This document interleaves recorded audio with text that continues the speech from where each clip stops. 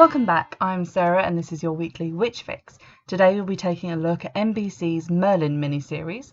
This gem hails from 1998 and like anyone else in the UK I saw it first on Channel 4. Everyone remembers their first Merlin, or at least the romantic in me likes to think so. I suppose technically my first was in Disney's Sword in the Stone, but let's say I kept my real Arthurian virginity until Sam Neill and Merlin. This originally aired in 3 parts and I had it on a VHS tape sometime in the early 2000s, so I'm showing my age again. Later on this series was novelised, but I'll be tackling those 3 novels, which include a lot of extra content, in another episode. For a 90s TV miniseries, the production values are actually very good, and that's not surprising given that it had a budget of 30 million. It stars well-known actors such as Isabella Rossellini, the aforementioned Sam Neill, Miranda Richardson, Martin Short, Lena Headey from Game of Thrones, James Earl Jones from obviously Star Wars, and oh yeah, Helena Bonham Carter of Tim Burton's many films, so there is not a bad actor in it.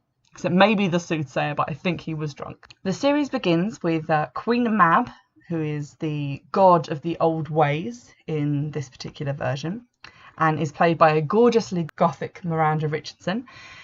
She is plotting to bring about a resurgence in her dwindling Celtic followers by creating a champion of magic and fairies, a powerful wizard called Merlin. Merlin is sired by magic through a crystal that kind of looks like frozen Coca-Cola, and born to a mortal virgin who dies in labour.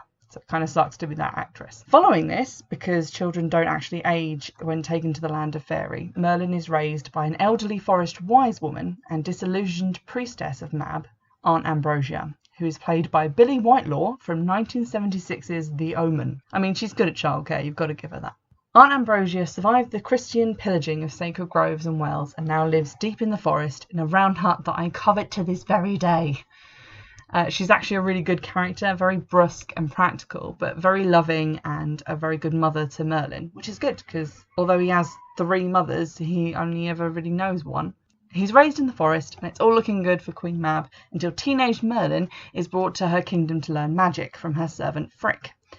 Frick is played by Martin Short. He's gawky, endearing and clumsy, but a very good friend to Merlin despite him being very afraid of Mab. He's sort of like a cross between Manuel from Fawlty Towers and I guess just any character played by Martin Short. Merlin learns magic, but he also bumps into Mab's sister, who is the Lady of the Lake, also played by Miranda Richardson, but in a different wig and kind of shiny and in some water. The Lady of the Lake tells Merlin that Mab actually let his mother die, despite being able to save her with magic. So he swears off magic and the old ways, and he goes off home to Auntie Ambrosia. The rest of the series follows Merlin as he tries at first to ignore his powers and the political machinations of Queen Mab and the Mortal Kings, then tries to defeat Mab by bringing a Christian king, which is King Arthur, to the throne. And on the way he falls in love, meets a dragon, the Rock of Ages, and Morgan Le Fay, who is transformed by magic from a disfigured and lonely child into a cruel and beautiful seductress in the name of siring Mab's new champion, who is called Mordred. Now what I really like about this series is that it focuses on Merlin. And for me, Merlin is the interesting one, because Arthur is just a twat with a sword. Merlin is where all the power is, and so focusing on Merlin gives us a hero who is close to the old ways and the magic of the earth and nature, which is beautiful and terrible, everlasting and fragile as the natural world it comes from. I think it really influenced the way I think about nature and magic and the way those two work together, as well as the relationship between belief and reality, because Queen Mab's powers rely on faith. That's the whole point of the series. She creates Merlin because people have stopped believing in her, because Christianity has come to England. Her stone circles, her groves have been cut down. And in the book, which I know I said I wasn't going to mention, but sue me, it's mentioned that she has 3 other faces, as in the triple goddess, the maiden and the mother. But those have been destroyed because of the hard times she's gone through. She's lost those aspects of herself, and only the warrior goddess remains. Merlin's magic is the magic of word and magic gestures.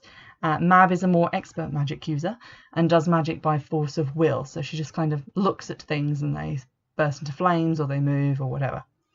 So while lacking the ritual I do like to see on screen, there's enough atmosphere from all the historical setting and the gorgeous woodland and the CGI to make up for that loss, in my opinion.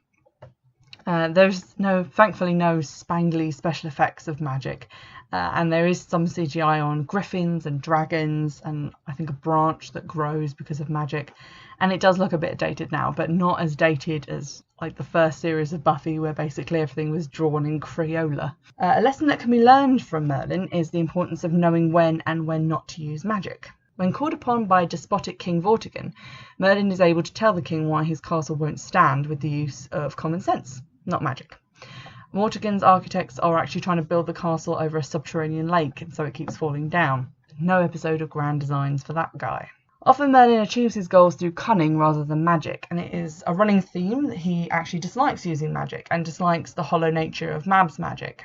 It's to him all tricks and glitter and no substance. I think that's something that anyone who's seen the inside of a so-called occult shop recently can understand, because they're all bespoke robes and resin ornaments and mass-produced lead crystals, and they don't make you magical. They don't improve your life in any way, and Merlin is very much about the natural. By taking just a stick off the ground and using it, he saves someone's life. That brings us neatly to content warnings. There is incest, as anyone knows who knows the story. Morgan Le Fay and King Arthur do share a mother, and they sleep together to sire Mab's new champion. Also, Arthur doesn't know this when they sleep together, but Morgan Le Fay does, so that's very dodgy. And there is another situation of rather dubious consent when Uhtred, glamoured to look like the Lady Igraine's husband, takes her to bed. I say it's dubious because it's kind of implied when they meet that she is a bit into him, and her husband very quickly kind of like gets her out of the king's way because he doesn't want her to stray, but it still isn't the greatest or most clear cut of situations, so I thought I'd mention it. There's also a really quite incredibly racist moment where Martin Short, poor Martin Short, while shapeshifting into a bunch of different guises to kind of welcome Merlin to the world of magic, becomes a Chinese man. Martin Short not being Chinese, and he's got facial prosthetics and a really, really racist accent. Oh, 1998. There is not a very diverse cast to this, considering it was Britain and the Romans had marched all across it. They left very little behind in the way of colour, apparently. James Earl Jones is in it, but as a voice only, naturally. You can find Merlin on DVD. It did come free with the newspapers a while ago, so there's lots of copies of that floating around. It's probably also available to stream from YouTube or Amazon for a price that's probably very low. The following is an excerpt from the script of Merlin, the miniseries.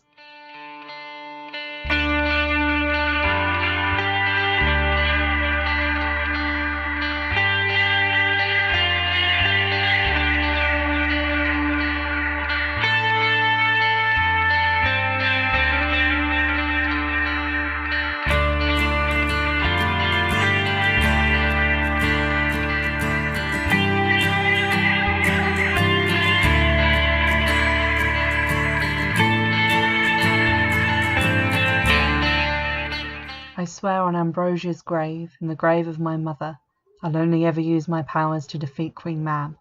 On this I swear, and thus I set my course. I knew Mab had heard me, but right from the start she believed she could make me break my oath.